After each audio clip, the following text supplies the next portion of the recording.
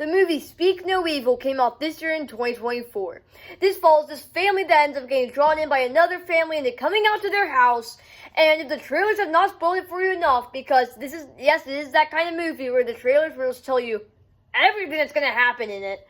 And anyway, so by the end of the film, they end up basically having to escape these people's house because, they're freaking insane. Now, one thing to note is that James McAvoy in this movie is probably the best part of it. He's probably one of the main things that helps this movie function. And without him, and without his charm, so to speak, I don't think the movie would function as well as it does with his performance. Because every time they're at this house in the middle of nowhere, and then something just a little bit out of place happens. Something just a little bit off happens. And they're like, okay, we're taking a hike on out of here, guys. I'll see you later. They get drawn in just by one little thing. James McAvoy starts pulling excuses out of his ass why they shouldn't leave. And it ends up working every single time. No matter how creepy it is what they do. And we also learn more about, these people throughout the film. And that's actually something I wish they would have expanded on is, I'm actually way more interested in these characters in this movie. Like James McAvoy's character, his wife, that mute child, or quote-unquote. And I'm actually more interested in these characters after watching this, because we only get spoon-fed a little bit of what his character is about and what they do. Because they've been doing this stuff for years, like go on this vacation, inviting these people over, all that stuff.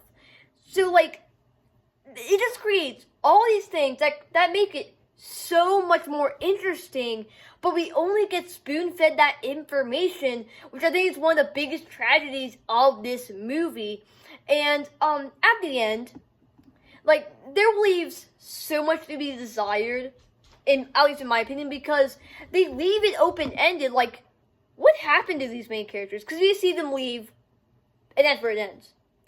What happened in these events after? I mean, yes, it probably would have dragged on if they did keep it going after that. I think it did end kind of perfectly, but kind of left you feeling, curious at the same time. Because, what did happen to these characters afterwards? And, it just leaves you kind of desiring more after this movie ends. Because you're curious about these characters, and you don't get that. You only get spoon-fed little bits of it.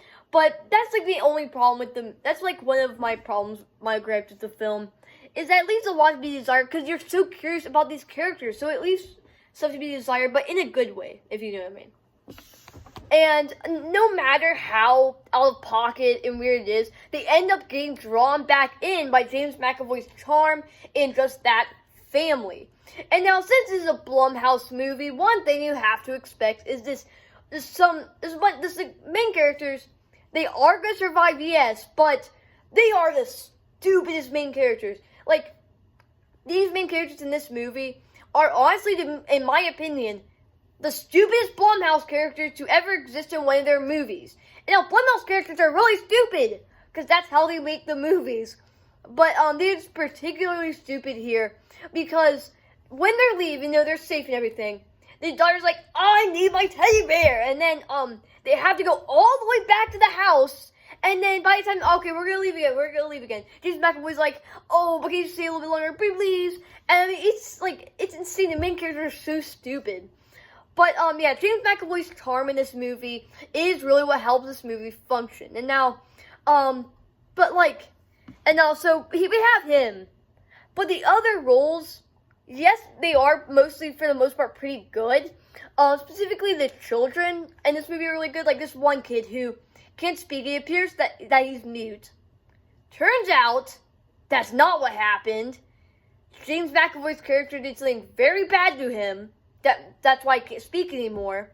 And he ends up, kind of communicating with this girl who can speak. And they end up communicating, and she's kind of like, oh, this is kind of messed up. And then they go to tell their parents, and that's basically where all this kicks off, where they try to leave, but then it doesn't really work out, and they just get drawn back in, and yeah, so overall, a pretty good movie, better than I was expecting it to be. I was not expecting it to be anything too crazy. But after watching this, with James McAvoy's performance and everything, it's a pretty good movie, actually. Like, strangely, from Blumhouse, a pretty good movie. It's kind of crazy. Like, after some of the stuff they produced in 2023, the fact that we're actually having a pretty decent movie here is kind of insane, in my opinion. And, yeah, so Speak No Evil, this movie came out, this year in 2024. If you guys enjoyed this video or any of my other content, please subscribe. I'll see you in the next one. Goodbye!